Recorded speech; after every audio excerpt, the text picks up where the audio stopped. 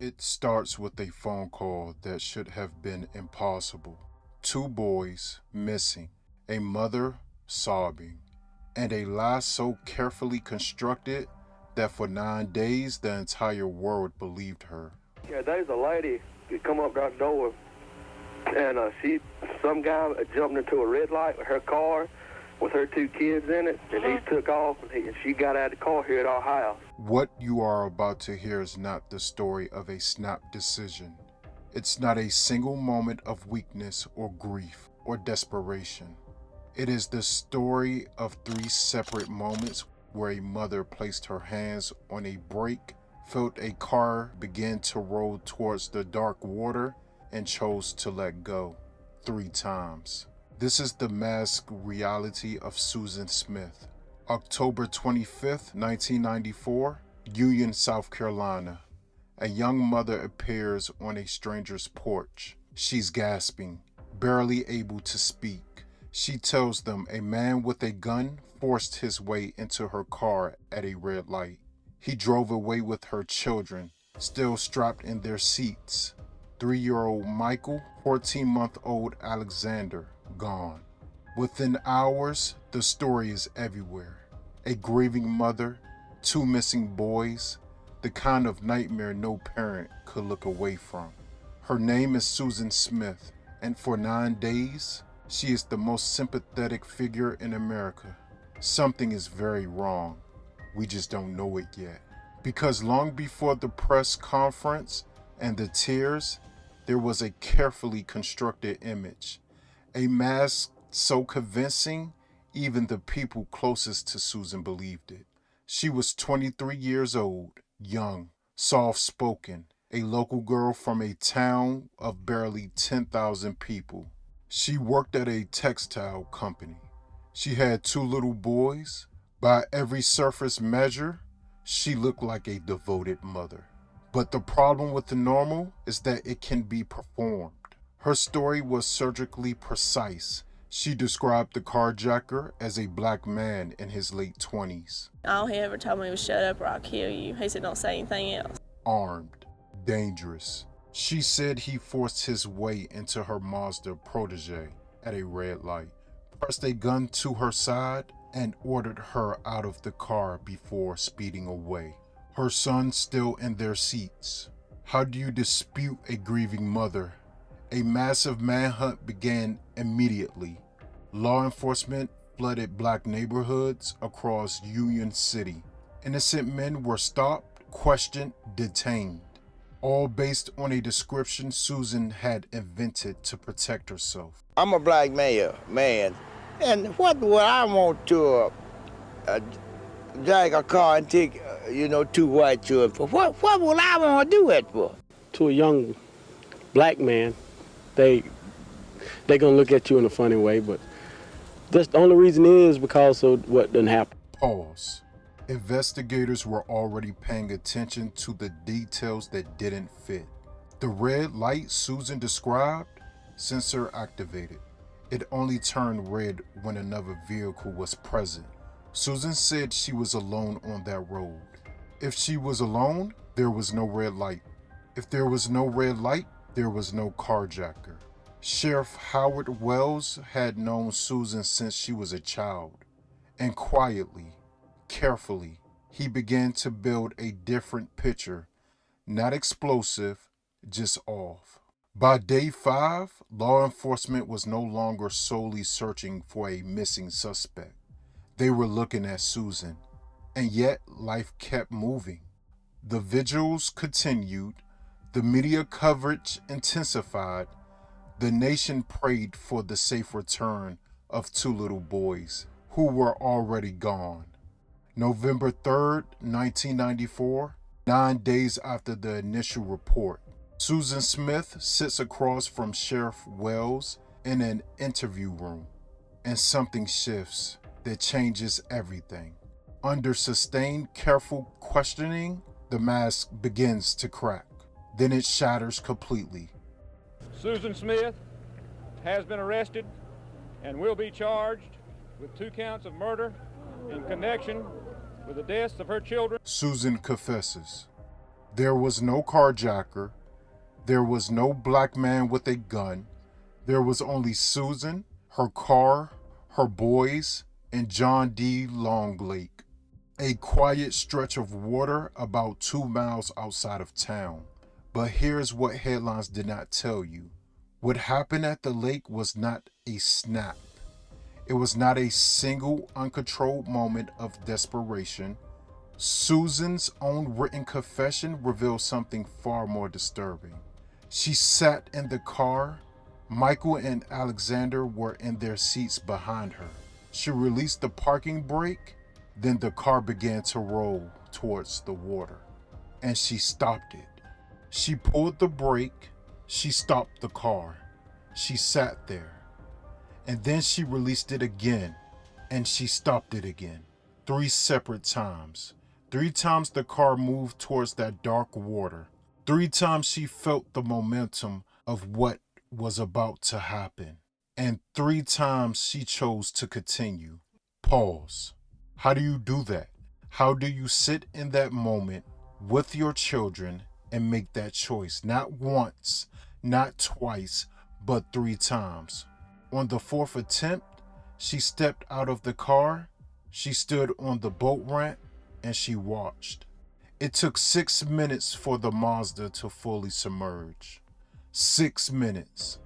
Divers found Michael and Alexander days later, still strapped in their car seats upside down, their tiny hands pressed against the glass.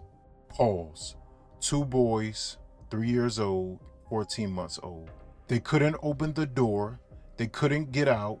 They didn't understand what was happening. They only knew the water was rising. The deeper you look into this story, the more it stops feeling like a tragedy and starts feeling like something much darker. So the question that lingers, that always lingers in cases like this, is why? Because there has to be something, some thread that explains how a person ends up on that boat ramp. Because long before John D. Longlake, Susan was unraveling. She was in the middle of a complicated divorce from her husband, David Smith, custody disputes, financial strain, and Susan had become deeply entangled with a man named Tom Finley, the son of a wealthy local businessman.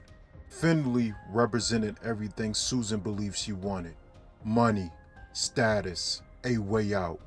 But Finley didn't want a ready-made family. Just days before the murder, he sent Susan a letter. Not a phone call, not a conversation, a letter. Deliberate, direct. He told her that he had no interest in becoming a father figure to another man's children.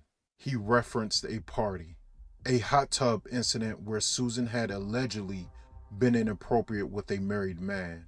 And then he wrote the sentence that Susan apparently could not move past. If you want to catch a nice guy like me one day, you have to act like a nice girl. Pause. Read that again. A nice girl. That letter, investigators believe, became the lens through which Susan began to see her children, not as Michael and Alexander, not as the boys who called her mom, but as baggage, as obstacles standing between her and the life she had decided she deserved. How do you look at your children and see a problem to be solved? Something is very wrong. And the most disturbing part, this was not impulsive. Susan had days between the letter and the night at the lake. She had time to make a different choice, to call someone, to walk away, to ask for help. She made a plan instead, and she carried it out, quietly, repeatedly, over time, until the 4th attempt, when she finally let go of the brake and didn't reach back. There is one more layer to this story, and it is the one most people overlook.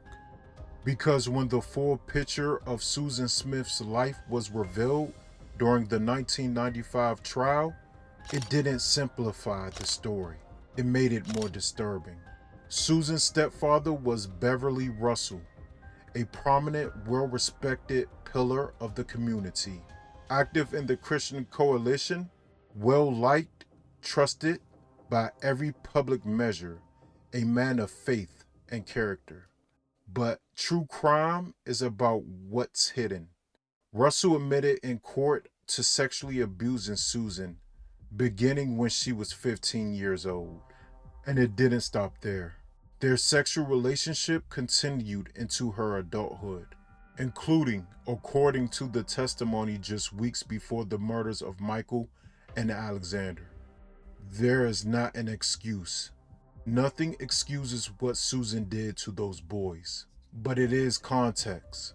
Because Susan Smith grew up in a home where the most trusted person in her life was secretly causing her harm, where the public image of a good man was used to cover something hideous in private, where the mask was the only thing that mattered. She learned early that masks work. She learned early that what people see and what is real are two entirely different things. Imagine living in a space where the person who is supposed to protect you is the very thing you need protection from. When someone's presence changes the air in the room. When you learn too young that the face people show the world means nothing. Too quiet. The jury convicted Susan of 2 counts of murder. They declined to impose the death penalty.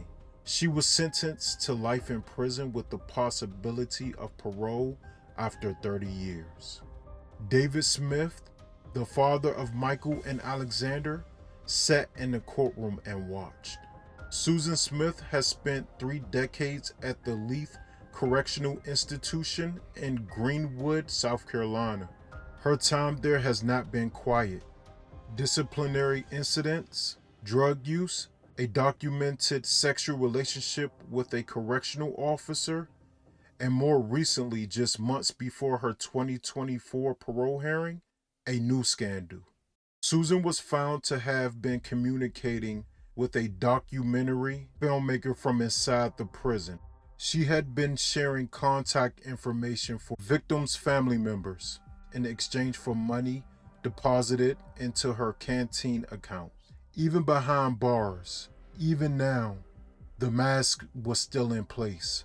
When Susan appeared before the parole board in November 2024, at the age of 53, she wore what observers described as the look of a broken woman. Quiet, remorseful, diminished. David Smith addressed the board directly. He said 30 years is not justice. It's just 15 years per child. The board voted unanimously to deny parole. Susan Smith will be eligible to apply again on November 19th, 2026. Michael was 3 years old. Alexander was 14 months. They didn't have the words for what was happening to them. They didn't understand they couldn't get out. And the woman who was supposed to protect them stood on the boat ramp and watched the water close over the roof of the car. Sometimes the danger doesn't announce itself. Sometimes it looks like the most ordinary thing in the world. A mother, a quiet road, a dark stretch of a lake at night. And that is what makes this story linger. May Michael and Alexander continue to rest in peace. If you like this content, please remember to like, share, subscribe. Stay safe.